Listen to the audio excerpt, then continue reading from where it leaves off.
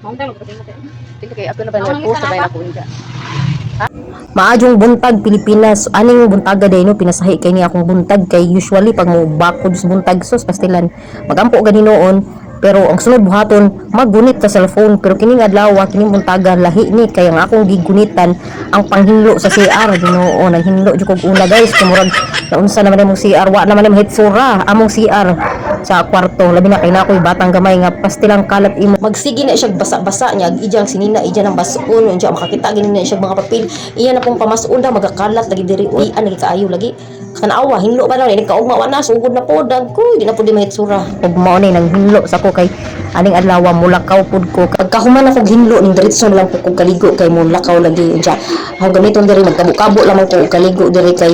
naaga doon tay shower wa man poy damit kay sao lag kahinay sa mong tubig dili masaka na display na siya ango na lang pong gitang-tangoy ko wa man gamit kay mo try pud gitag shower kay kani adto didto ro tas atabay maligo unja karon na lang di na pud hinon mo gamit hagi si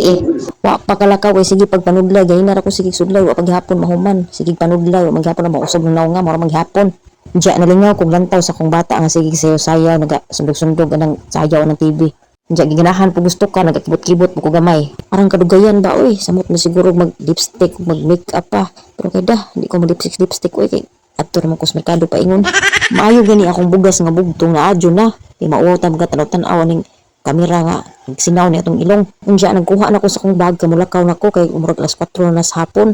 Diya na ko nakitaan nga gamay kalabasa des lamisa sa ning kalabasa nga murag na may hawak-hawak ang ngalan di ko na ato butternut squash. Diya si ate nakatuog sa lamisa wa na laman ako siya sa muka. Diya ako pa yung gisamok-samok si Roseng nga samtang naghuwat ko siyang lista sa palitunon ako sang gi-check diri prutas ug gulay unsay mga wa kay mao akong paliton. Taas naman dahil ni akong video oy sunod na lang pod. Thank you for watching.